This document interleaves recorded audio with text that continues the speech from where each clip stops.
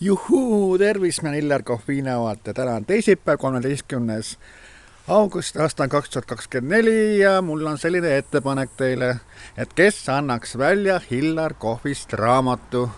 See raamatu väljaandmise idee sündis juba tegelikult mitukümmend aastat tagasi, kui Pärnus ilmus siuke reklaamileht nagu Mida veel ja selle toimetajad Meelis Nurmberg ja Ain Lee tulidki selle mõttele, et Illar Kohvist raamat välja anda.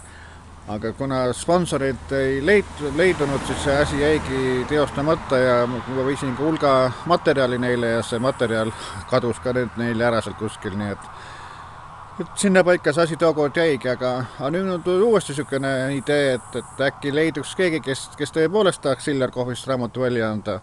Ma siin pöördusin ka ühe Pärnu kirjaniku poole, tema ütles kohe ei, ja siis ühe ajakirjaniku poole, tema tassust ma ei saanud. Aga no eks neid teisigi ole, neid kirjanikke ja ajakirjanikke, kes ütleme sellise raamatute väljaandmist tegelevad, et ehk keegi sooviks Illar Kohvist välja anda raamatu. Ja mis selle teemad võiksid siis nagu olla? Noh, näiteks see, et kuidas Illar Kohvist ikkagi see kirjamees sai ja sõnaga, ja kuidas tal on kulgenud see värk ja miks pärast siis ütleme, nüüd viimastel juba hulga aastatel ei ole Illar Kohvi avaldatud kusagil. See on niisugune probleem ja sõnaga ja millise probleem on Illar Kohv lahendanud ja siis viimasel ajal on ka Illar Kohv ju meelelahutaja ja kuidas see meelelahutajaks hakkamine asi sai, et kuidas Illar Kohvi tutvumine Tiit Seik Ainsaluga alguse sai, nii et nüüd on hulga laule isegi lindistatud nii Tiit Seik Ainsaluga nii-öelda duetina kui ka Illar Kohvil on endal näiteks Aiamaja ja Aiamajas on Erko Korbiga see laul, aga siis Diskori valss ja Viinahaua hümn ja Viska viis ja neid on veel palju neid laule sõnaga, mida on nagu tehtud.